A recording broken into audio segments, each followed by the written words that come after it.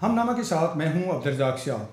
Self made क्या होता है, मेहनत लगन किसे कहते हैं, कौन है जिसने कहा हाँ मैं कर सकता हूं। वो उठा, आगे बढ़ा और सर उठाकर जीने का खुद रास्ता तलाश किया। आज मेरे साथ मौजूद हैं नामी गिरामी सहाफ़ी, डंके की चोट पर बात करने वाले जनाब इरशाद भट्टी साहब। भट्ट साहब, आपका बहुत शुक्रिया, आपने हमें वक्त दिया। और सुनाएं, आप कैसे हैं? मैं बिल्कुल ठीक हूँ, बहुत शुक्रिया आपका। और आपको पता है ये मेरा पहला पॉडकास्ट है, ये भट्टी साहब, मैं कभी भी नहीं किया।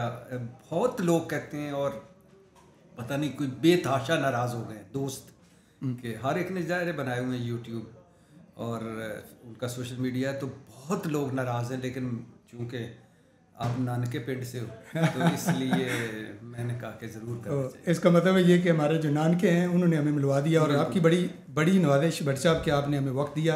और ये मेरे लिए एजाज़ की बात है कि आपका पॉडकास्ट ज़ाहिर है, आप आगे पता नहीं कितने और पॉडकास्ट करेंगे भी और लोगों के साथ भी करेंगे, लेकिन ये मेरे पास आज़ाद रहेगा कि ये पहला पॉडकास्ट मैंने किया। आप भाई हैं और बहुत शुक्रिया आपने इनवाइट किया, और सब इतने अच्छे अल्फाज का भी शुक्रिया।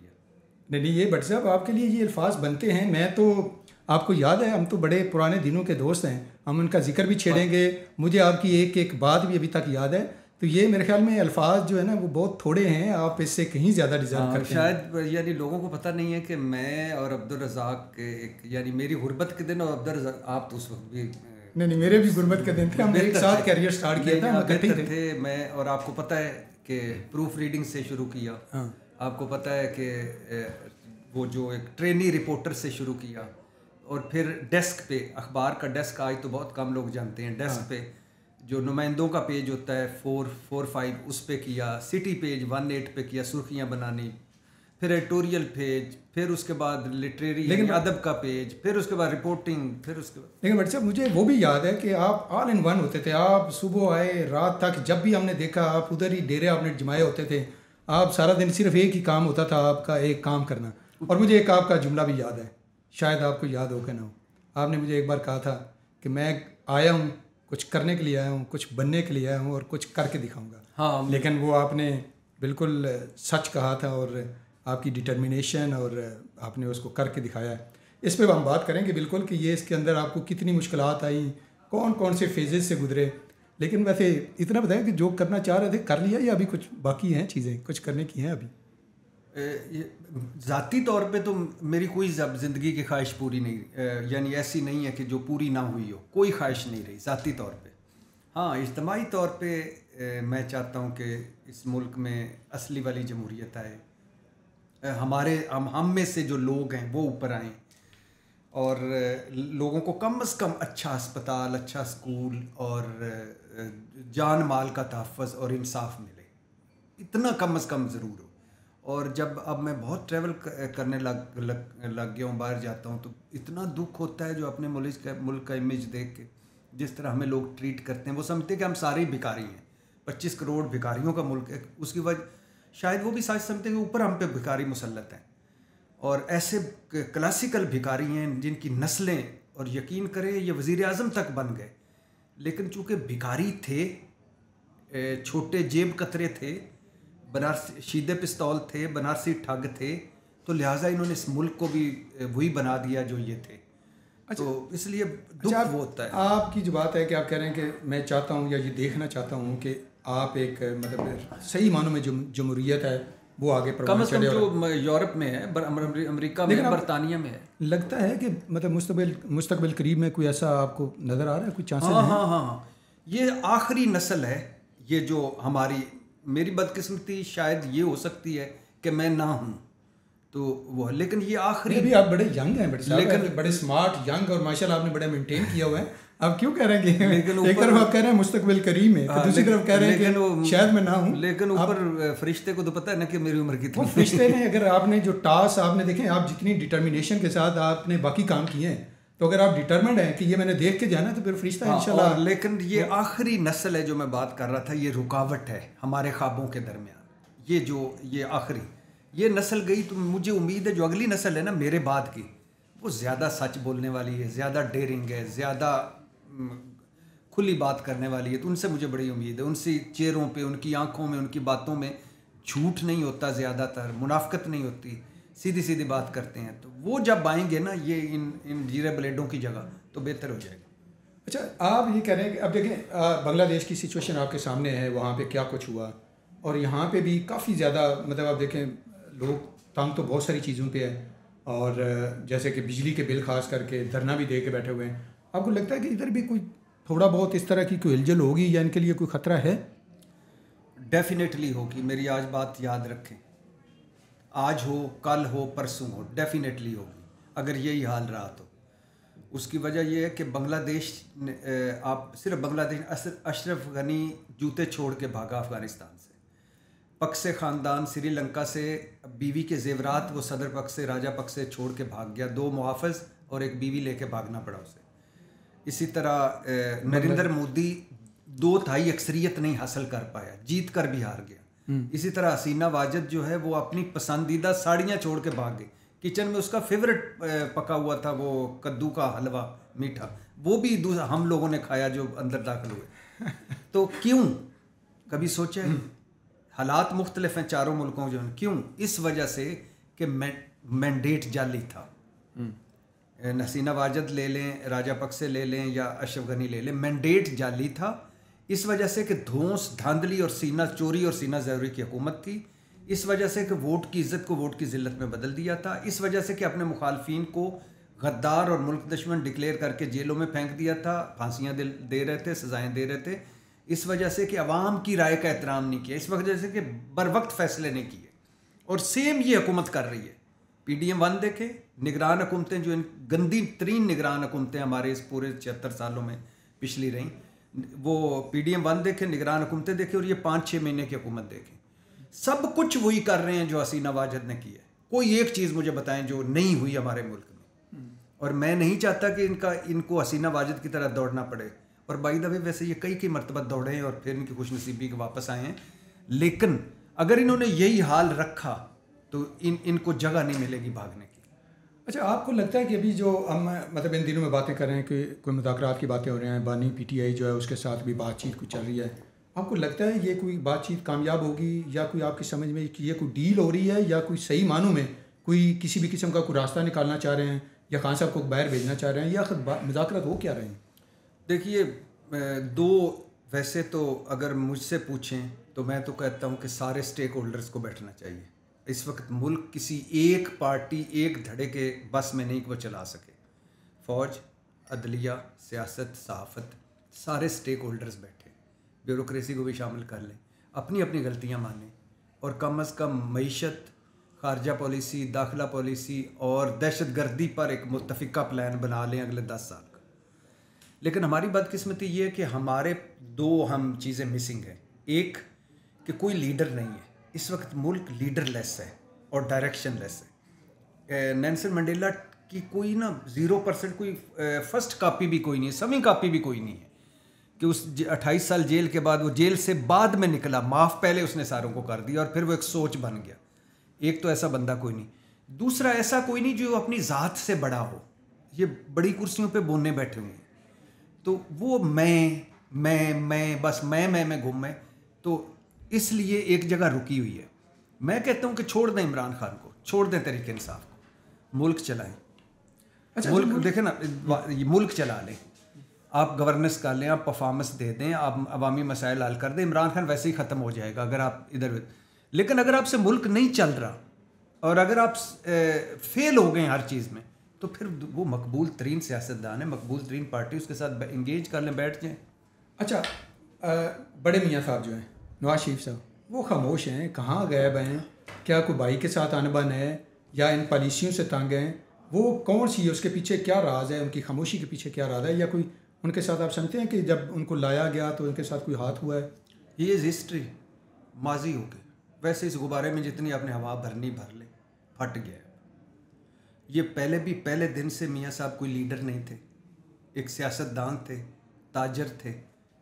एक मौका आया, वो मुझे अभी भी याद है कि 3-4 किताबों में वाक़या है कि गवर्नर हाउस में जनरल जिलानी, जिनकी उंगली पकड़ के, जिनके लिए बाहर बैठे रहते थे, दोनों भाई है, चीज़ें लेके आते होते थे खाने पीने की। मियाँ शरीफ साहब, इनके वालिद अल्लाह बख्शिश फरमाए उनकी, वो इनको भेजते थे।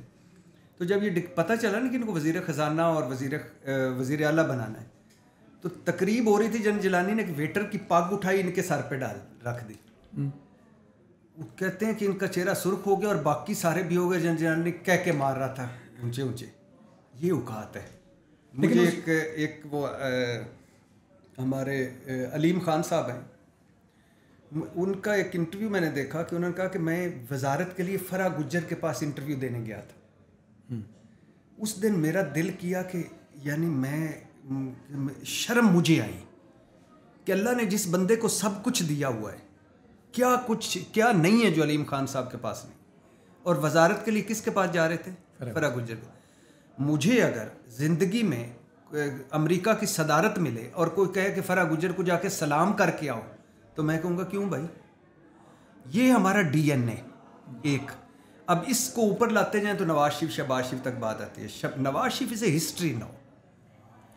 जो नवाज शरीफ की 15वीं 16वीं मरतबा लॉन्चिंग नाकाम हुई है। मीनार पाकिस्तान में कबूतर उड़ने से तोते उड़ने तक बड़ा थोड़ा सा फ़र्क था, और वो ये समझ नहीं पा रहे थे कि हिस्ट्री। उधर भी कबूतर उड़े हैं, तो मतलब बांग्लादेश में भी जिसने कबूतर उड़ाया उसके तोते उड़ गए, इधर भी कोई कबूतर उड़े तो आवाम के अगेंस्ट नहीं जाए। देखिए ये अब आप छुपा नहीं सकते। 90 का पाकिस्तान नहीं है ये, 1990 वाला नहीं है कि एक टीवी होता था जिसमें लप्पे आती दुआबंद से कौमी तराना होता था और 2-3 अखबारें होती थी।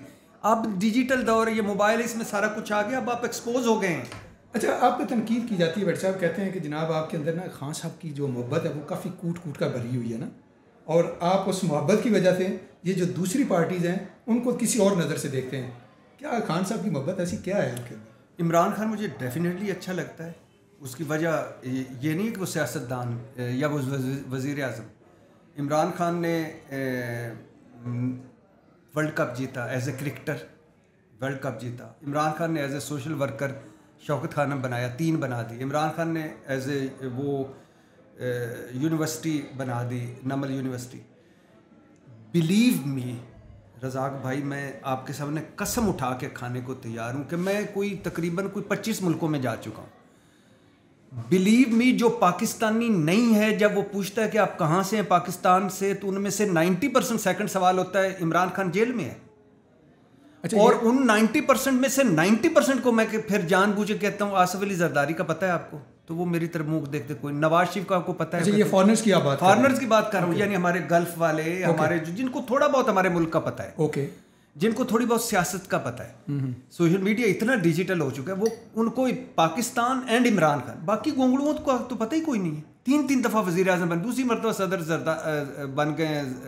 हाँ, ये जाने जाते किस तरह? नवाज शरीफ पेंट हाउस बैरी कजाक, अंग्रेज़ी अखबार ने, उधर लंदन के अखबार ने लिखा। लंदन के अखबार ने जरदारी साहब किसका लिखा कि हाथ मिलाएं तो अपनी अंगूठी को ज़रा देख लीजिएगा, वो ना उतार लें हाथ मिलाते हुए। इस तरह के सरे महल से जाने जाते हैं, हुदैबिया एवन फील्ड से जाने जाते हैं। एक ब्रांड हमने आधा खद्दा ब्रांड पैदा किया, वो इमरान खान। लेकिन इमरान खान ने जो सियासतदान, मैं बड़ी तनकीद करता हूँ। मेरे पास मोबाइल में, मैंने पहले भी बताया, इमरान खान ने मुझे 6 मरतबा व्हाट्सएप पे ब्लॉक किया हुआ है। आपने सुना ये बात? 6 मरतबा इमरान खान ने ब्लॉक किया। 3.5 साल में मैंने जितनी इमरान खान पे तनकीद की, कोई देख लें। लेकिन जब इमरान खान का मुकाबला होता है जरदारी साहब से, नवाज शरीफ साहब से, शहबाज शरीफ साहब से, तो मैं पागल हूँ कि मैं इनकी तरफ देखूँ, इनके कारनामों को देख कर भी। तो definitely as a cricketer, as a social worker Imran Khan, लेकिन एज ए सियासतदान में मेरिट पे हमेशा बात करता। अच्छा, क्रिकेटर होना काफ़ी है? वो तो यूनुस खान ने भी 2009 में एक वर्ल्ड कप जीत कर दिया था, उसको भी वज़ारत शरारत दिलवा दें कोई? नहीं, नॉट एट ऑल। लेकिन उसने कोई इस तरह नहीं कि वर्ल्ड कप आया और साथ ही उसने वज़ीर आज़म हाउस में घुस गया। 1996 में अप्रैल 90, जब अगर मैं कोई महीना भूल नहीं रहा, बिल्कुल, तो उससे लेकर 2013 में जब उसको एस्टेब्लिशमेंट के धक्के हल्के हल्के लगने शुरू, 2013 उससे पहले तो स्ट्रगल करता रहा। इमरान खान वाली बातें आप जो भी करेंगे, इसमें कोई शक नहीं, वो आया उस डिलीवर करने में नाकाम रहा। उनको जेल से निकलता हुआ देख रहे हैं? मुस्तकबिल करीब में नहीं, लेकिन डेफिनेटली। कब तक? मुझे लगता है अगले साल ऐसा फील होता है। कोई देखिए, हमारी सियासत का इस वक्त जो तजिया किया जा सकता है, आज इस वक्त तक एक इवेंट होता है। देखें, एक इवेंट हुआ 9 मई, ये हमारी सियासत बदल गई। एक इवेंट हुआ, नवाज शरीफ साहब ने डील फरमाई, लंदन चले गए या जद्दा चले गए, पूरी सियासत बदल गई। तो इवन आज की सियासत में मुझे लग रहा है कि इमरान खान इस साल के एंड और अगले साल के शुरू में आ जाएगा। अच्छा, लेट्स सपोज आजकल सारे जो है ना दौड़े लगा रहे हैं कि जी हमने परफॉर्म करना है, वो जैसी भी परफॉर्मेंस है। आप देखें वहाँ पे मरियम नवाज़ जो है वो सुबह दोपहर शाम दौड़े लगा रही हैं और डिलीवर करने की कोशिशें कर रही हैं। तो आपको लगता है कि अगर अगले साल सपोज ये कोई भी छोटा मोटा कारनामा सर अंजाम देने के काबिल होंगे, या इसकी राही को रोक सकेंगे, या इस चीज़ का इंतज़ार किया जा रहा है कि कोई ऐसा बड़ा हो जाए जिसके बाद इनको बिल्कुल ही मुस्तरद कर दिया, क्योंकि अभी तो 6 माह हुए हैं हुकूमत आई। भाईजान, आप एक किक्कर का दरख्त है, आप पिंड के, मैं भी पिंड, किक्कर का दरख्त जानते हैं ना? बिल्कुल जानता हूँ। उसको आप रोज़ाना खाद दें, पानी डालें, इस पे अंगूर लगेंगे तो लग जाएंगे? नबर कभी नहीं लगेंगे। आप अगर धरेक पे तवक्को करें कि आलू बुखारे उस पे होंगे, लग जाएंगे। मरियम नवाज़ को धरेक कह रहे हैं? Not at all. काबिल एहतराम है मेरे लिए।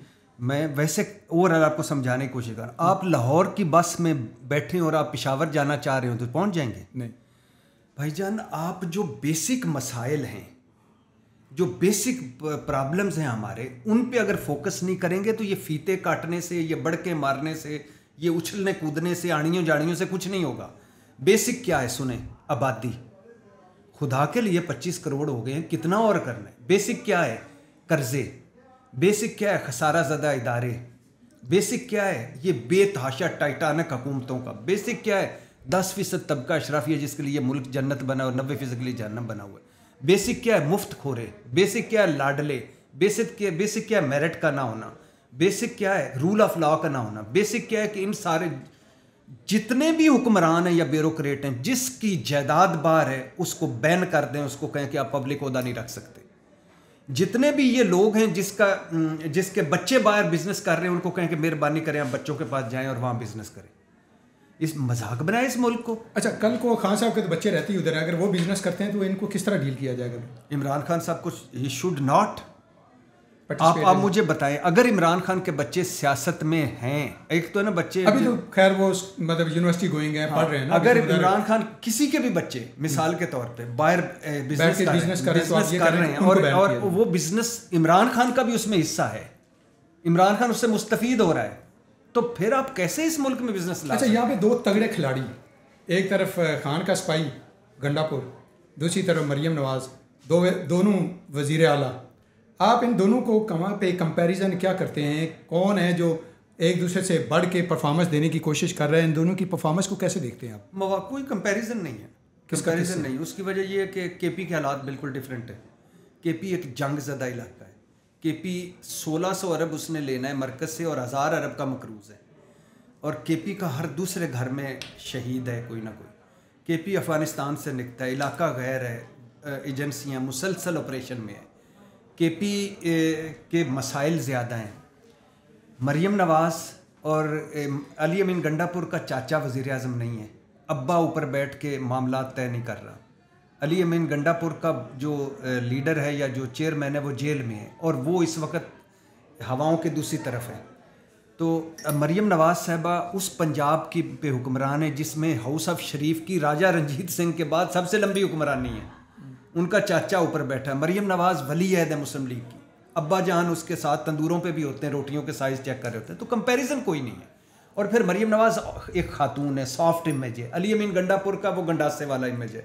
तो कंपैरिजन कोई नहीं। हाँ, मैं ये ज़रूर कहूँगा कि अली अमीन गंडापुर को परफॉर्मेंस में मरियम नवाज़ को हराना चाहिए, या मरियम नवाज़ को अली अमीन गंडापुर को परफॉर्मेंस में हराना चाहिए, तो फिर बेहतरी आएगी। बाकी बड़कों में तो कोई। अच्छा, बट जब ये बड़ा मैंने आपका कॉलम भी पढ़ा था, जना बाजवा साहब से आपकी बड़ी यारी थी, वो कैसे दोस्ती, कहाँ से दोस्ती हुई? क्या आजकल भी राब्ते हैं या नहीं? देखिए, मेरा हमेशा मानना होता है कि जब कोई आपका मेहरबान, कोई आपका दोस्त, कोई आपका रिश्ता या कोई जो क्राइसिस में हो, उस वक्त डिसओन करना मुनाफिकत होती है, झूठ होता है, बुज़दिली होती है। नहीं, वो आजकल क्राइसिस में डेफिनेटली उन पर तनकीद हो रही है। He is not on army chief, और हमारे मुल्क में तो हर आते को सलूट और जाते हो कि सारी खामियां हैं। कहाँ, पाकिस्तान में है या बाहर है कहीं? नहीं, इधर ही है। अच्छा, इधर ही है। बाकी उन्होंने जो कुछ किया है, मैं अभी मुझे एक बड़ा होता है, मैं अक्सर अपनी हुकूमत वालों को कहता हूँ कि आप कहते हैं कि 2018 में RTS बैठ गई, आप कहते हैं कि मरियम नवाज़ का दरवाज़ा तोड़ा गया होटल का, आप कहते हैं कि हम पे झूठे मुकदमे बनाए गए, आप कहते हैं जन बाजवा और जन फैज़ हमीद ने हमें ब्लैकमेल किया, आप कहते हैं कि पंजाब में लूट मार मची हुई थी, आप कहते हैं बुजदारों ने लूटा, आप कहते हैं मानिका से लूटा, आप कहते हैं कि गुजरों ने लूटा, तो आपके किसने हाथ बांधे हुए? ये जो क्या आप क्यों मुकदमे करें, अंदर करें? अच्छा, 16 महीने की पहली हुकूमत, फिर निगरान हुकूमत, और आप तो क्यों नहीं अंदर कर सके? अच्छा, मखसूस नशिस्तों वाला कल तो बाजवा साहब की बात कर रहे थे। बाजवा साहब से मेरा राब्ता रहता है। बाजवा साहब का एक बदकिस्मती है कि जो पॉलिटिकल एंगल की मैं बात कर रहा हूँ, मैं उनकी उसकी बात नहीं कर रहा कि उन्होंने उनके आपकी तो पर्सनल दोस्ती थी ना, दायरा वो तो एक पॉलिटिकल एंगल में जनरल बाजवा के झोली में वो कुछ डाल दिया गया है जो उनकी झोली में नहीं डालना चाहिए था। वजह ये कि अब हमें सूट करता है। फॉर एग्जाम्पल बाजवा साहब थे तो उससे पहले वाला जो चीफ था ना, वो हमें सूट करता था, जो चला गया था उसको सामने रख के हम लगे रहते थे। अब वो चले गए, अब उनको सूट करता है। तो हमें सूट करता है कि वो जो एक ना हो ओहदे पे, उसको उस पे सारा कुछ आजमाना। उनके साथ उन्होंने बहुत सारे ऐसे फैसले किए जो उनको नहीं करने चाहिए थे, लेकिन बहुत सारे, और ख़ास तौर पर तरीके इंसाफ हो, मुस्लिम लीग हो, पीपल्स पार्टी है, तो तीनों के वो मोहसन हैं। यानी तरीके इंसाफ के लिए जो कुछ जन बाजवा ने किया वो सबके सामने है। परवेज़ इलाही के बकौल के नैपियाँ तक बदली, और मुस्लिम लीग तो पाँव धो धो के पिए, तो उनका कम है कि ख्वाजा साहब आप बता चुके हैं एस्टेब्लिशमेंट की मदद से हम बरगद अप्रैल 2019 में उनके राब्ते हो गए थे एस्टेब्लिशमेंट से। अभी 1 साल हुआ था इमरान खान को आए हुए, तो सारे हो गए। पीपल्स पार्टी जरदारी साहब को क्या कुछ नहीं मिला होगा। वो खुद उन्होंने कहा कि फार्मूले बनाना, पूछते हैं फार्मूला बनाओ, तो मैंने कहा पहले इमरान खान की छुट्टी करो फिर फार्मूला। मौलाना साहब किससे धरना कॉल ऑफ करके गए थे, ख़त्म करके, जन फैज़ हमीद से।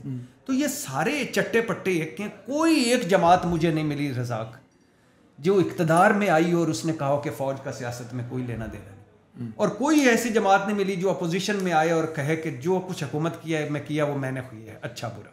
सारे कहते हैं वो थे, वो कर गए, हम तो मजबूर थे।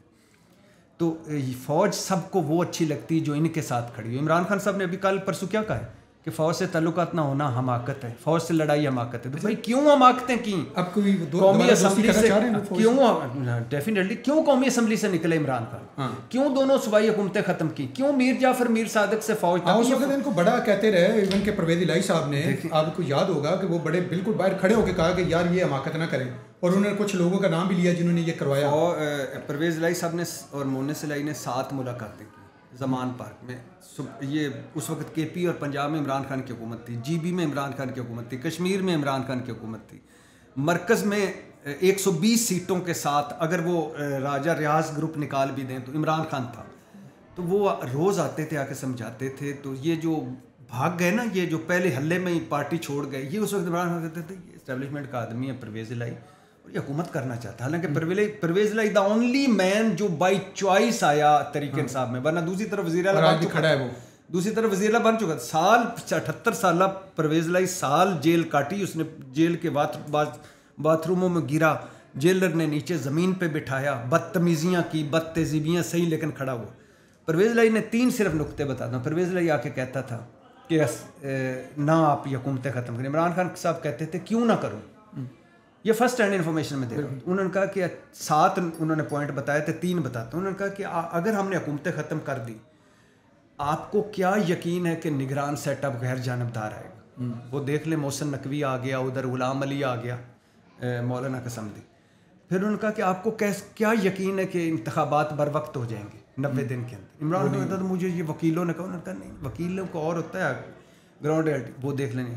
फिर उनका इमरान खान साहब बात याद रखें, आज आपने सूबाई हुकूमतें ख़त्म की, हमें भागने की जगह नहीं मिलेगी, कितनी फेंटियाँ पड़ेंगी, वो देख लें। तो फैसले इमरान खान सियासत में इसलिए नहीं आए थे कि फ़ौज को फतह करना है। इमरान खान सियासत में इसलिए आए थे मुझे अच्छा स्कूल मिले, मुझे अच्छा अस्पताल दें, इंसाफ दिलवाएं, इन बाकियों की तरह लूट मार ना करें, बेहतर गवर्नेंस दें।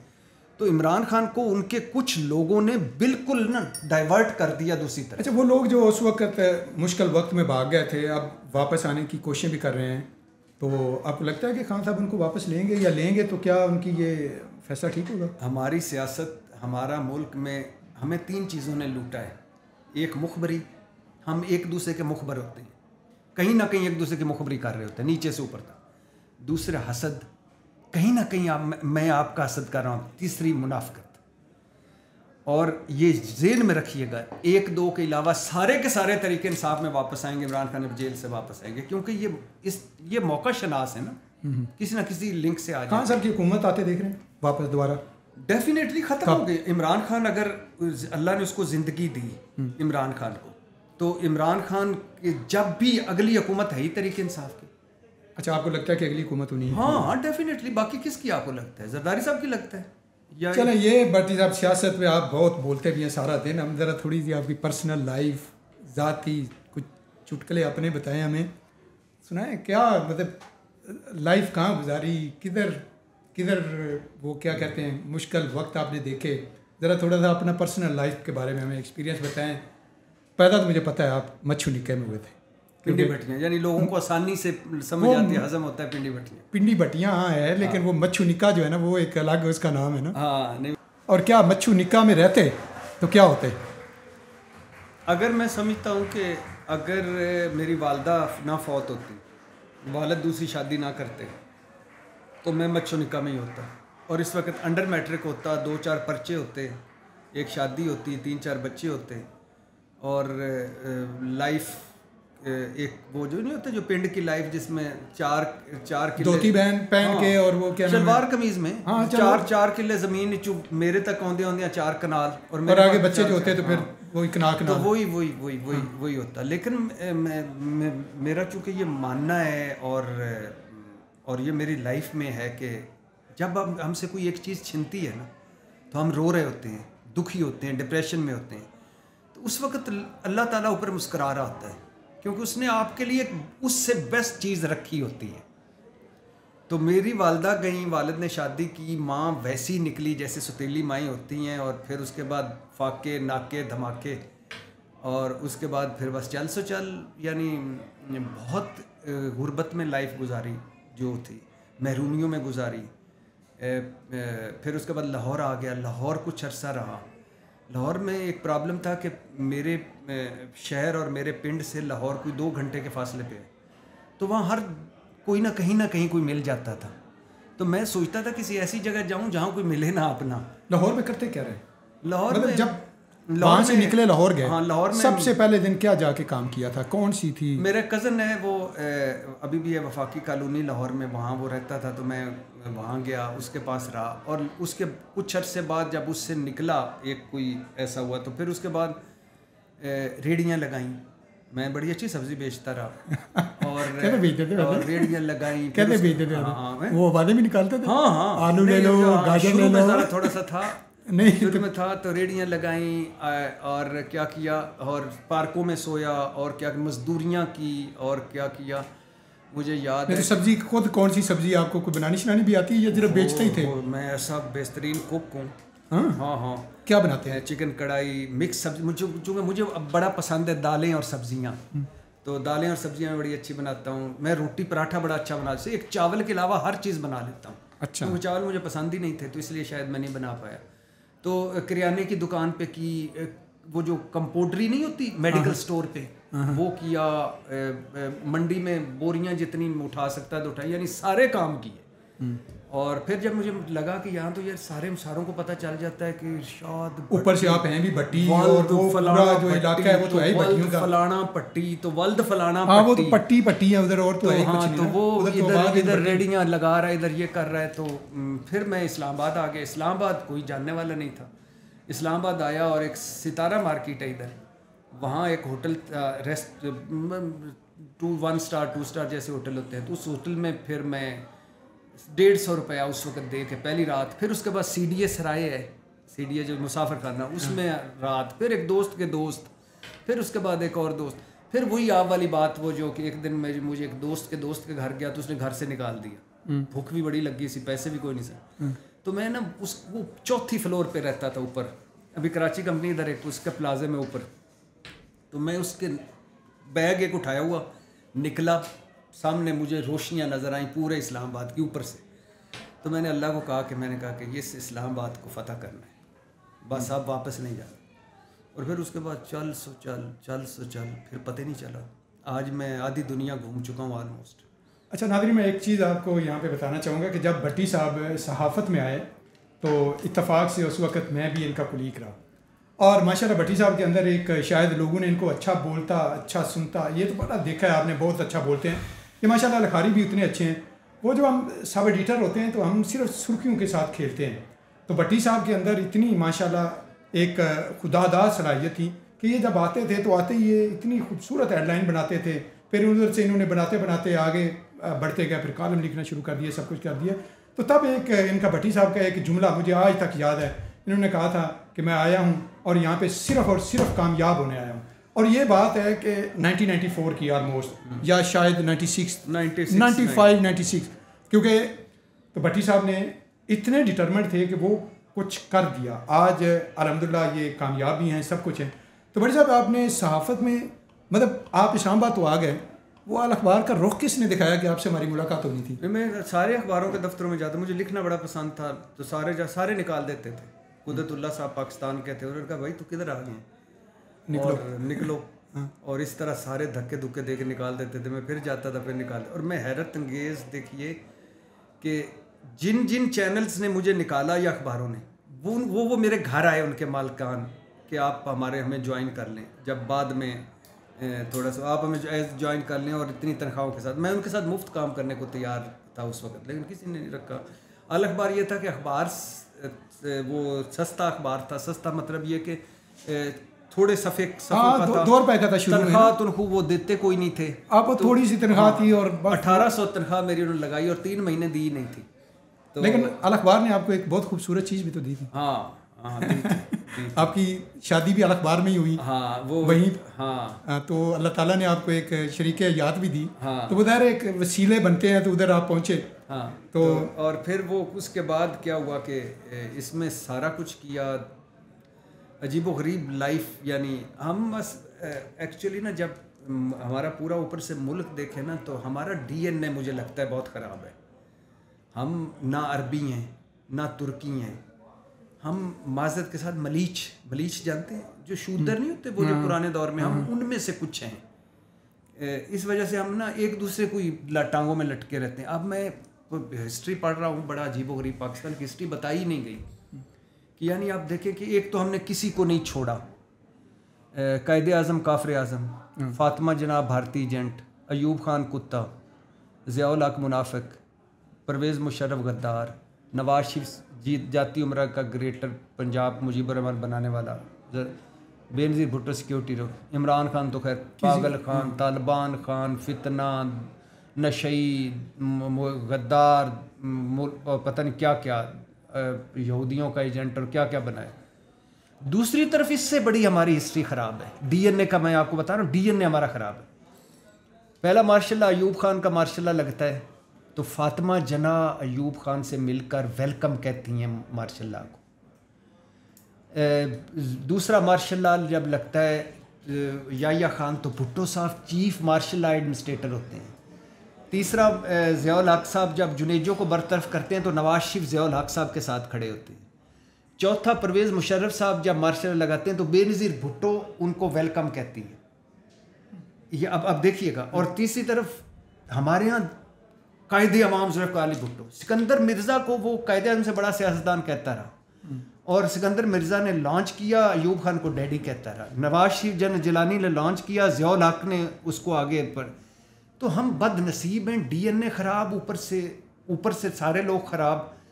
तो इस खराबी में, इस मुनाफ़िकत के दौर में, मेरे जैसे गरीब आदमी का अभी भी हमारा मीडिया में जो बड़े बड़े दोस्त हैं, एंकर्स हैं, बड़े जो अच्छी फैमिली से हैं, वो हमें मुसल्ली समझते हैं।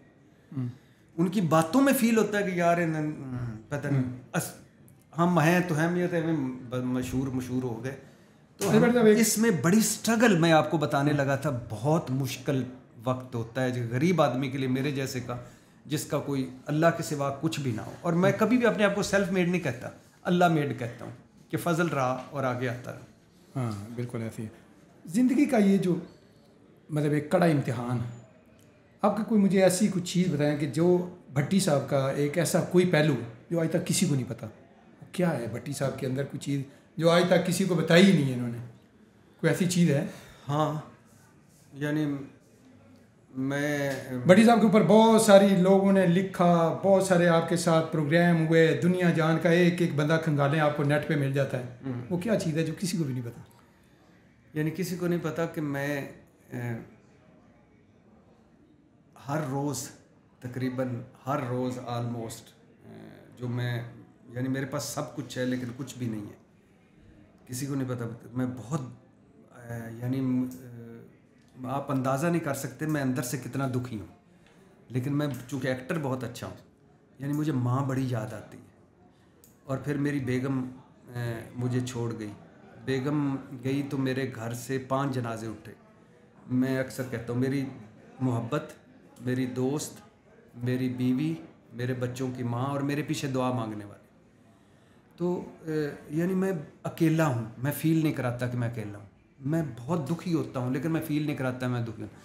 और फिर दूसरी मुझे मिसअंडरस्टूड शायद किया मुझे याद है मैं अपने जो चैनल जियो में गया, ज्वाइन किया, तो बाद में मुझे बताया जब मैं राइज़ कर गया, यानी राइज़ करना मतलब कि लोग पहचानना शुरू हो गए, तो उस वक्त मुझे चैनल के एक बड़े ने बताया कि जिस दिन पहले दिन आप बैठे थे रिपोर्ट कार्ड हमारा पहले, तो सारे बड़े बड़े आ गए। उन्होंने कहा कि इससे अच्छा था कोई ISI का मेजर बिठा लेते, आप आर्मी का बिठा लेते, आपने उनका एजेंट बिठा लिया। अच्छा, जियो की आपने बात की तो मैं ये पूछना चाहूँगा कि आप जियो में बैठ के एक कड़ी तनकीद भी करते हैं, आप उनकी बिल्कुल जो पॉलिसीज़ हैं उनके बिल्कुल अगेंस्ट जा रहे होते हैं, खान साहब को डट के वहाँ पे सपोर्ट करते हैं।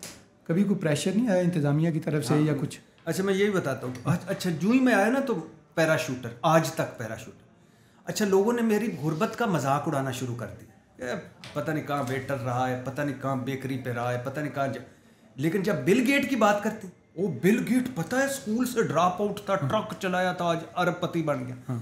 मैं अगर रीचे से राइज करूं तो वो मेरा करैक्टर ढीला है, वो नहीं इस गाना जो है, लेकिन उधर करे तो वो कमाल का अलफ लेला है।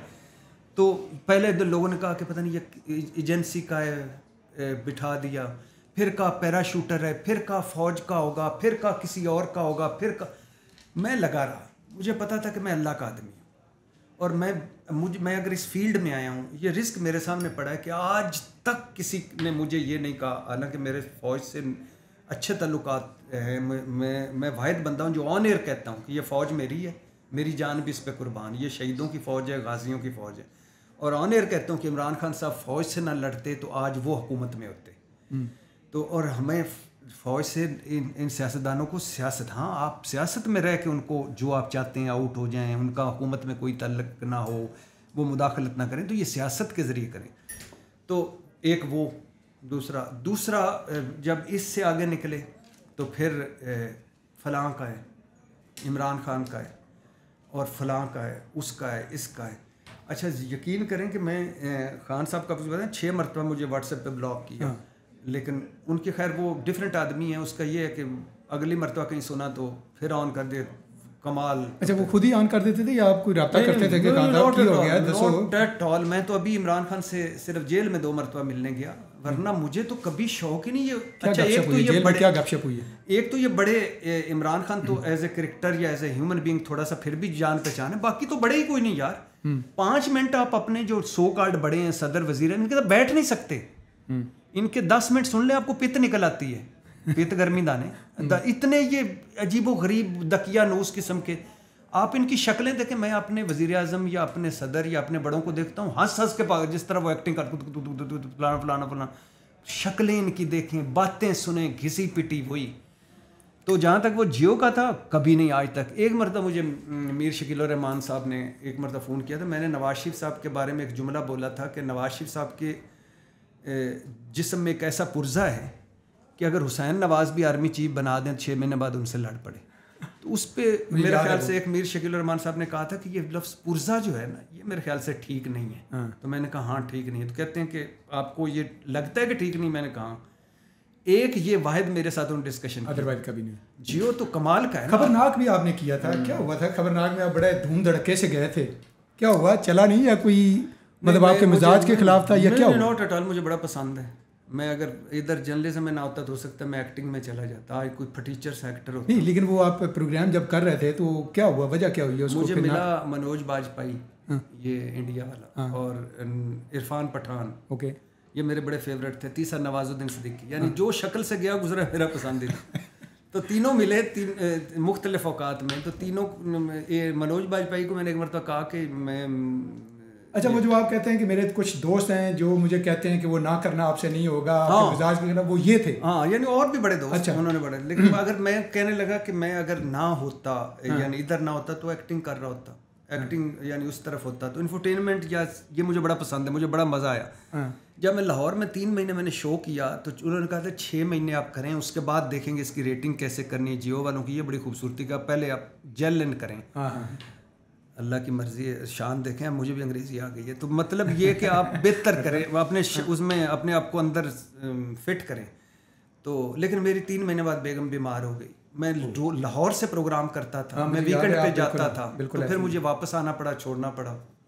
शायद ताबिश हाशमी की किस्मत जागनी थी मेरी ना होने के बाद। अच्छा भट्ट साहब, कौन है गुलकार, कौन सा पसंद है आपका?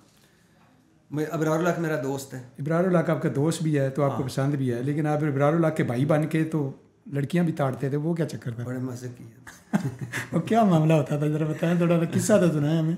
अभी भी यकीन करें, ये अभी कहाँ थे हम, ये 2-3 दिन पहले ना, मैं और मेरे साथ सोशल मीडिया हमारा करता है हमज़ा लड़का, वो दोनों हम कहीं एक जगह बैठे तो एक बंदा आया मेरे पास।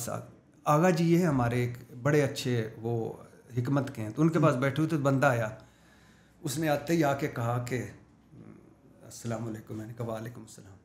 कहता है क्या करते हैं आजकल? मैंने कहा बस क्या करना है? कहता है सियासत तो छोड़ ही दी आपने। मैंने कहा ज़ाहिर है सियासत छोड़ ही दी। तो कहता है गुलकारी कर रहे हैं? मैंने कहा गाने सुना देना। हाँ, मैंने कहा हल्की फुल्की। कहता है आपको पता है मैं मरीज से हूँ, मैं आपका बड़ा फ़ैन हूँ, बचपन से, हालांकि मुझसे 10 साल बड़ा था, बचपन से आपको सुनता आया हूँ। अच्छा, वो उस दिन भी अबरारुल हक समझ रहा था। अच्छा, तो मुझे वो याद आ गई चीज़ें कि जो मेरे पास FX होती थी उन दिनों, अबरारुल हक के पास BMW थी। हमने सारा फॉर लाइफ ट्रस्ट, उसका जो उसने बड़ा अच्छा काम किया, सूरा शफी हॉस्पिटल, कैंसर हॉस्पिटल बनाने लगा। तो इधर हमने खुद बनाया, तो उसके साथ में जाता होता था। तो जो लड़कियां शर्कियां पूछती होती थी, मैं भाई है, सारा लिख के मैं ही देता हूँ। अच्छा। हाँ, और फिर 1-2 गाने पूछती नहीं थी कि आप FX पे और वो उस पे तो नहीं, मैं कहता था कि मेरे पास भी अच्छी गाड़ी है, लेकिन मैं अगर बड़ी गाड़ियों पे आ गया तो ये सोशल वर्क कौन करेगा? तो और लेकिन बड़ा वो फ़ायदा उठाया उसका। नंबर शंबर मिले भी ऐसे वैसे।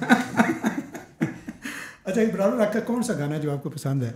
गाते भी गाने गाते भी हैं? उसको मैंने एक अपना भी लिख के दिया था। कौन सा? वो तेरे बिन, मैं नेशनल डिजास्टर तेरे बिन। अच्छा, गुड। अब इसका मतलब है उनको गाने लिख के भी देते रहे? गाया नहीं उसने मनहूस ने। तेरे बिन मैं नेशनल डिजास्टर तेरे बिन मैं पिंड का न्यूज़ कास्टर तेरे बिन। वाह वाह वाह, ਤੁਸੀਂ ਤੇ ਸ਼ਹਿਰ ਦੇ ਉੱਪਰ ਸਾਹਿਬ ਪਿੰਡ ਦੇ ਕੀ? ਪਿੰਡ ਦਾ ਨਹੀਂ तो ਤੁਸੀਂ ਇੱਥੋਂ ਤੇ ਵੀ ਆਏ ਹੋ ना, ਉਹਨੇ ਪਿੰਡ क्या मतलब, लेकिन आप इसमें दुख फील करें। तेरे बिन मैं पिंड का न्यूज़ कास्टर मतलब, ओए होए, तेरे बिन मैं नेशनल डिजास्टर तेरे बिन दुख फील करें। ओए होए, और तेरे बिन मैं विदाउट स्कूल मास्टर तेरे बिन, तेरे बिन टर्टल हुआ मुझसे फास्टर तेरे बिन। और फिर वो था अब्बे कोले रहन नहीं देंदी, अम्मा कोले बैठ नहीं देंदी, कौड़ी गल कह नहीं देंदी, कुड़ी नशे दी पुड़ी। बड़ा मजे का लिख के दिया। ये तो इतना कमाल का हिट गाना है, ये तो क्यों नहीं उसने गाया? क्यों नहीं? ये तो उनके मिजाज के भी ऐन मुताबिक था। हाँ, तो अबरारुल हक का कोई गाना तो सुनाया इब्रारुल हक का? अबरारुल भीगा भीगा। हाँ, क्या बात। भीगा भीगा सा ये दिसंबर है। अच्छा, वो थोड़ा सा गाता है ना, भीगा भीगा सा ये दिसंबर है, भीगी भीगी सी तन्हाई है, इन किताबों में जी नहीं लगता, मुझको सजने की याद आई है। वाह वाह, क्या बात। इसमें वैसे वो उनका वो ये गाना मुझे भी बड़ा पसंद है उसका, शाम डले जब पंछी अपने अपने घर जाते हैं। अच्छा, ये तो वो ना, मुझे अबरारुल के वैसे फिक्रे बड़े मजे के लगते हैं। डाइट खजूरां ते डाइट पकौड़े मंगदी है। आप अंदाजा करो, नेरी वगदी ते पैर ना वट्टा बंदी। और उस कुड़ी नू दी किस तरह पूरी पालो ਜਿਹੜੀ डाइट खजूरां ਮੰਗਦੀ ਹੈ, ਕਿੱਥੋਂ ਲਿਆਓਗੇ? ਵੇਖੋ ਕਿੱਡੀ ਸੋਹਣੀ ਲੱਗਦੀ ਹੈ। मोहम्मद बिन सलमान ही है जो कोई डाइट खजूरां पैदा कर दे। और डाइट पकौड़े, और अच्छा चलदी फिरदी 302 तेरी नज़र ब्लेडां वर्गी सानू भी ट्रीट कर ला क्या बात यानी तो बट जब आपने मतलब इब्रार के गाने जो हैं इसका मतलब रटे हुए हैं बहुत सारे आते हैं यानी इब्रार दोस्त था तो ज़ाहिर है बहुत सारी चीज़ें हमारे सामने हो रही होती थी तो इस वजह से। बट साहब ऐसी कुछ चीज़ आप जो समझते हैं कि आगे ये जो नौजवान हैं मतलब आप उनके लिए एक बिल्कुल मेरी समेत है, हालांकि मैं नौजवान नहीं हूँ, मैं तो आपसे थोड़ा सा बड़ा हूँ, तो उनके लिए आप बड़े ही ना एक आइडियल लोग आपको समझते हैं, वो आपकी तरह कामयाब होना चाहते हैं, आप क्या उनको क्या टिप देना चाहेंगे, कोई मैसेज उनको देना चाहें कि क्या उनको करना चाहिए? ये रातों रात क्या ये मतलब इस तरह की शोहरत मिलती है या बंदा कामयाब हो जाता है या इसके पीछे कितनी स्ट्रगल होती है और उनको क्या करना चाहिए? एक तो भाईजान आपने पूरी लाइफ में लोगों की परवाह नहीं करनी, वो करना है जो आपको अच्छा लगता है और वो करना है जिसके बाद आप रात को जब सोएं तो अल्लाह और अपने ज़मीर के आगे और अपने मुल्क के आगे शर्म परेशान ना हो। दूसरा डरना नहीं, वैसे भी मरना है, मलेरिया से मरने से बेहतर है अगर किसी काज के जरिए के हवाले से मर जाए बंदा। तीसरी बात है कि सच बोल, सच के इर्द गिर्द रहना है। सच बड़ा मुश्किल है बोलना लेकिन सच के इर्द गिर्द रहना है। तो मुल्क है तो ये है और आपने अब इस मुल्क को बदलना है, आपने करना है। और अगर आप इस मुल्क में इनकलाब लाना चाहते हैं, कुछ बदलाव चाहते हैं तो पहले ख़ुद को बदल लें। फिर जब आप उम्रा करने भी गए थे, कोई ख़ास वहाँ पे दुआएं जो की हूँ और जो आपकी पूरी हुई? नहीं, मैंने उम्रे तो इतने मतलब जो पहला किया था वो उसके ज़रा बताया। वाल बहुत किए उम्रे। है पहला मैं लाता होता था, हम किराए के घर में रहते थे, मेरी बेगम और मैं दोपहर का खाना इकट्ठा खाते थे। तो एक दिन तंदूर से रोटियां लाया मैं, गुर्बत के दिन ख़त्म होने आहिस्ता आहिस्ता हो रहे थे, बेहतरी आ रही थी, तंदूर से रोटियां लाया तो उस तंदूर से रोटियां लाते हुए जब हमने रोटी खा ली तो उसको अखबार जो तो नहीं थी जिसमें अखबार, तो अखबार मैंने ऐसे देखी तो उसके नीचे लिखा था, एक बैंक का नाम था अलाइड आसान उम्रा स्कीम। तो मैंने देखा उन्होंने लिखा हुआ तो उस वक्त के 60,000 जमा करवाएं, उसमें से 30 अभी करवाएं, 30 उम्रा करने के बाद करवाएं। तो मैंने बेगम को कहा, बेगम ने कहा मेरे पास 60,000 है ही नहीं। तो उसने कुछ अपने वालिद से लिए, क्योंकि बेगम मेरी बहुत अमीर थी, मैं बहुत गरीब था। उसका 10,000 का खर्चा था पर महीने, मेरी 1800-3500 रुपये तनख्वाह थी, 18 फिर 3500 फिर 6,000, यानी मेरा पहले जो घर किराए का था उसका किराया भी बेगम ने दिया, जो फर्नीचर था वो फर्नीचर भी बेगम का, और जो गाड़ी FX थी वो भी बेगम की थी, पेट्रोल भी वही डलाती थी। तो खैर वो उसने कुछ अपने वालिद से लिए, कुछ एक दो जेवरात की वो जो चीज़ें होती हैं बेची, हमने 30,000 60,000 दोनों ने जमा करवाया। और मज़े की बात है कि हमारा नाम आ गया।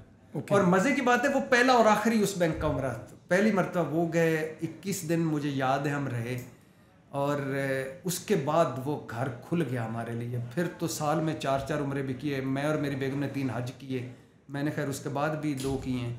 तो फिर तो उसके बाद सारा तो उस दिन, अच्छा मैं एक ही दुआ मांगता हूँ वहाँ जाके कि यानी पहली नज़र पड़ते ही एक ही दुआ मांगता हूँ कि इस मरतबा मैं जो दुआ मांगूँ अल्लाह कबूल कर लेगा। ओके, तो मतलब ये पहले जाके दुआ मांगते हैं जो मांगूँ वो कबूल हो जाए। खाना काबा पे कहते हैं ना कि वैसे तो अल्लाह शायद के करीब है, कहीं भी सुनता है, दे दे के नहीं थकता, लेकिन कहते हैं खाना काबा को पहली नज़र देखते ही जो आप दुआ करते हैं कबूल होती है। तो मैं पहली नज़र देखते मैं जो मांगू कबूल हो जाए। क्या आपने तो वहाँ पे भी जाके जो ना बिल्कुल वो होता है एक मतलब ये टैग लाइन है ना, क्या आपने जो मांगा, ये इतना फिटनेस सेहत, इसका राज ज़रा बताएं ज़रा।